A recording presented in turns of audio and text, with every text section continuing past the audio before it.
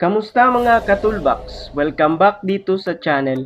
Last time nag-post ako sa Facebook page na nasira ang timer ng aircon ko. Ito yun.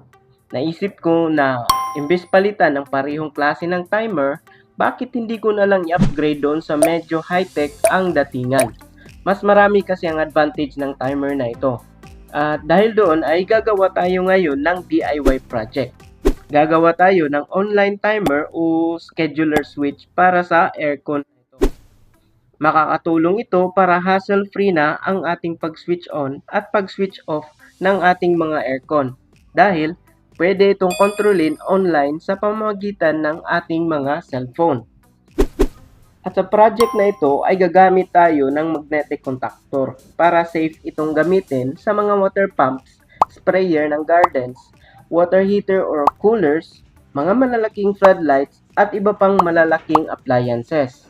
Kung hindi kasi natin gagamitan ng magnetic contactor ay pwede naman, kaya lang limitado lang ang paggamit nito sa mga maliliit na mga appliances.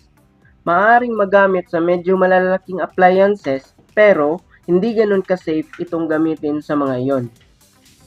At kahit papaano ay makakatipid tayo sa kuryente dito dahil maliban sa manual o bypass switch nito, mas accurate ang timer ng module na ito at makokontrol ang pag-switch off ng mga appliances sa tamang oras dahil ina-adapt nito ang oras ng iyong ginagamit na cellphone. At higit sa lahat, meron itong feature na online monitoring. Ibig sabihin, malalaman mo kung kasalukuyang umaandar ang appliances o hindi. At anytime, pwede mo rin siyang i-on o i-off. Pwede kang makapag-set ng schedule kung kailan mo gustong papaandarin o papatayin ang aircon.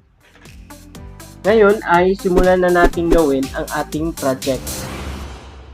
Narito ang mga kakailanganin nating materyales para sa project na ito.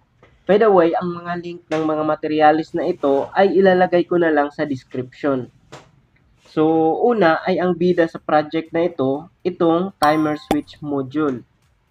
Ang brand nitong ginamit ko ay Smatrol kasi nakita ko na pwede siya sa app na Tuya. Ang sunod ay ang magnetic contactor. Pwede ka rin naman gumamit dito ng SSRO, yung solid state relay. Kakayanin din naman nun ang malalaking loads na may malalaking wattage. Enclosure na ganito o ibang klase. Depende kung ano ang available sa iyo. Basta kasya itong mga components at tsaka matibay. Rocker switch na gagamitin natin para sa bypass o manual switch. Cable glands para maging selyado ang entry point ng wire. Connectors para pangdugtong ng mga wires. Pwede ring gamitin dito ang terminal blocks pero depende kung ano ang sasakto sa enclosure mo. Kakailanganin din natin ng mga wire. At mga iba pang materyales gaya ng ferrules, terminal lugs, screws, nuts, and washers, double-sided tape, at Torx with screws kung kailangan mong i-mount ang control. Ngayon ay step 1 tayo.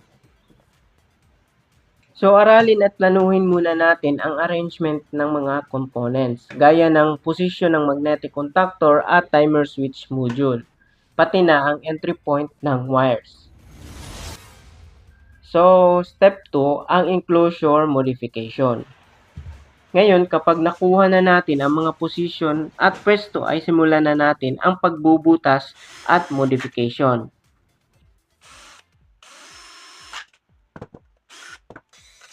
Kailangan kong i-tapered ang butas nitong mounting ng magnetic contactor para hindi magiging sagabal sa pader kapag imamount ko na. Siya nga pala, kapag nagtatrabaho tayo ay panatilihin nating malinis ang ating working table. Sa ganitong paraan ay magiging safe ang ating activity. Visible ang mga materyales at tools at saka mas mabilis ang pagtatrabaho natin. Tanggalin natin itong mga nakaharang sa paglalagyan ng cable.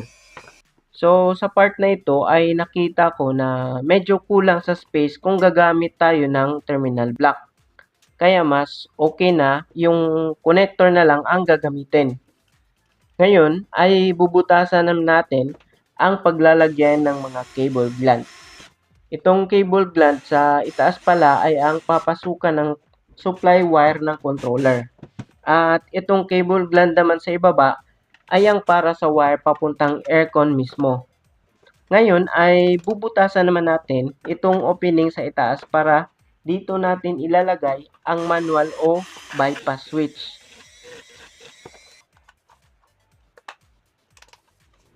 Step 3 ang pag-assemble ng mga materyales at pag-connect ng wire. Ngayon ay una nating i-mount ang cable glands. I-mount natin ang magnetic contactor.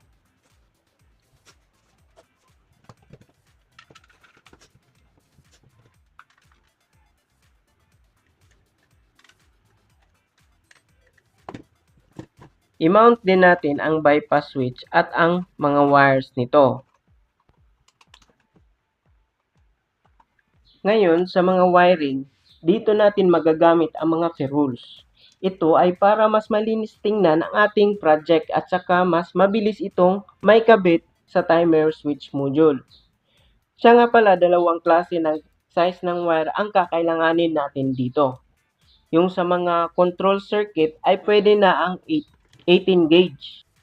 Yung sa supply papuntang aircon naman ay 12 gauge ang ginamit ko. Kasi ganun din kalaki ang size ng existing wire ng aircon. By the way, ipapakita ko ngayon ang diagram nitong project at saka ang mga size ng wire sa diagram.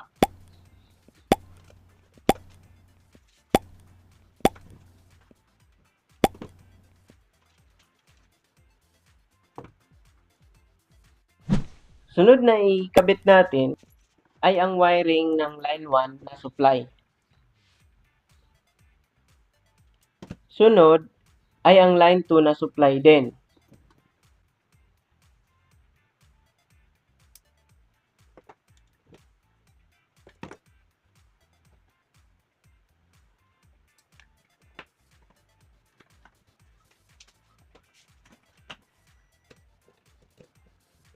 By the way, medyo nagpalit ako dito ng magnetic contactor dahil pag test ko, walang continuity.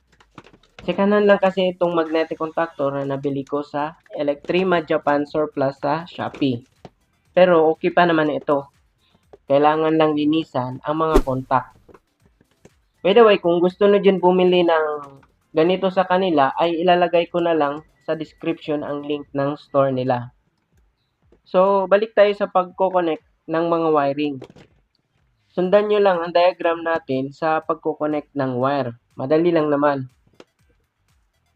Next na ikinabit ay ang line 1 na output ng timer switch module. Sunod ay ang line 2 na output ng timer switch module. Ang line 1 output ng module ay ikakabit yan sa A1 o terminal 1 ng coil ng magnetic contactor. Ang line 2 output ng module naman ay ikakabit yan sa A2 o terminal 2 ng coil ng magnetic contactor. Sunod ay ang wire na papuntang bypass switch. Pwede itong magkabaliktad, walang problema. Ngayon ay ito naman, line 2 supply side ng magnetic contactor.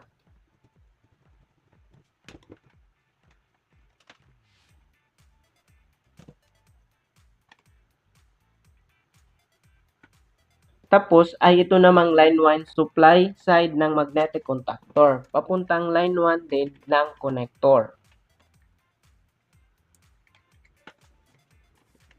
Dito naman magagamit ang double-sided tape. Ito ay para maidikit ang timer switch module. Wala kasi itong butas na pwedeng pagmountingan. So ayun, at ready na. Pero bago natin ikabit sa aircon ay iti-test muna natin. Ang pansamantalang gagamitin nating load ay itong LED bulb para mas visible. At bago tayo makapag-test ay kailangan muna natin i-connect ang timer module sa cellphone. So ganito ang steps para makakonect siya. Bago ang lahat, kailangan mo munang mag-install ng Tuya app. Yung may ganitong icon. Tapos, kung meron ka na, ay simulan mo na itong sumusunod na steps. Step 1, kailangan i-long press itong button for 5 seconds. Malalaman mong ready na siya dahil bibilis ang pag-blink ng indicator nitong timer module. Step 2, i-open mo itong Tuya app. May option ka makikita sa upper right side. Press mo ang add device. Press mo ang allow para sa nearby devices permission. At saka yung Bluetooth dapat naka-on. Tapos, automatic na niyang hanapin ang timer module kapag naka-on na yung dalawa. Kapag may makikita kang new device, ay pindutin mo na. May magpo-prompt ito ng the module device is not connected to Wi-Fi. So, pindutin mo ang go to connect. At i-connect mo sa iyong ginagamit na Wi-Fi.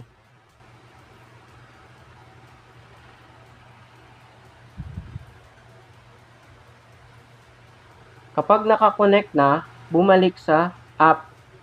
Pindutin mo yung next. Magpo-prompt ito ng new device being added at maglo-loading pa yan. At kung magpo-prompt na kung gusto mo bang i-save, ay i-save mo na para may record ka ng password sa email mo. So, kapag nakalagay na Wi-Fi breaker added successfully, okay na yan.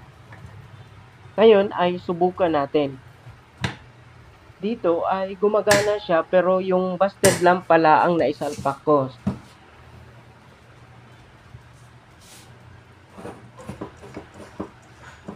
Nung pinalitan ko na ay kitang-kita na gumagana talaga siya.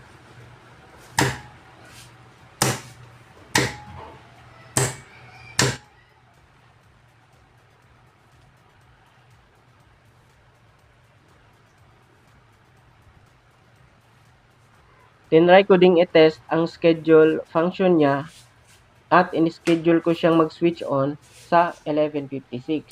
At yun, gumana. In-schedule ko din siyang mag-switch off sa 11:57.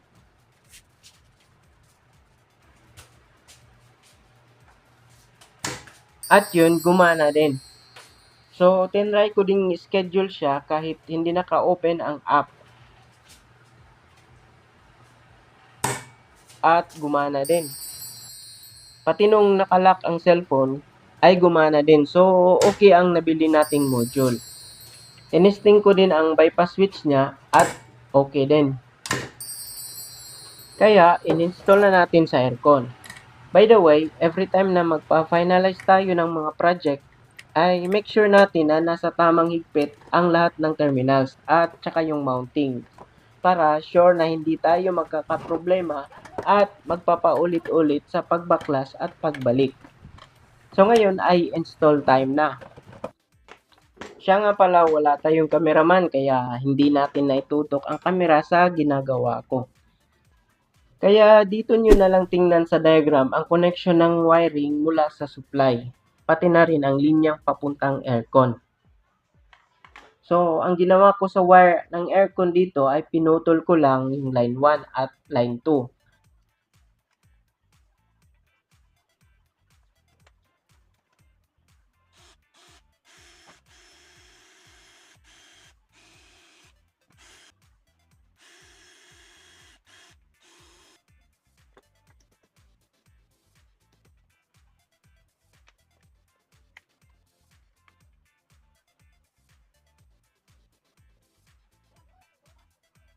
Tapos, yung sa itaas banda ay yun ang pinasukan ko ng linya mula sa plug. At yung sa ibabang cable gland ay doon ko pinasok ang linya na papuntang aircon. So, testing natin.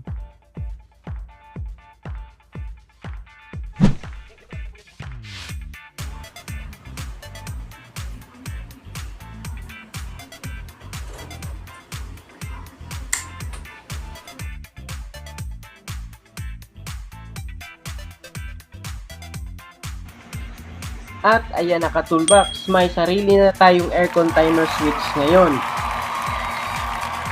Sana may natutunan kayo sa video na ito. Huwag nyo lang po kalimutang mag-like, mag-comment at mag-share para marami pa tayong matulungan. At sa mga hindi pa nakasubscribe, pakipindot na lang yung subscribe button para ma-update ka kaagad sa next video.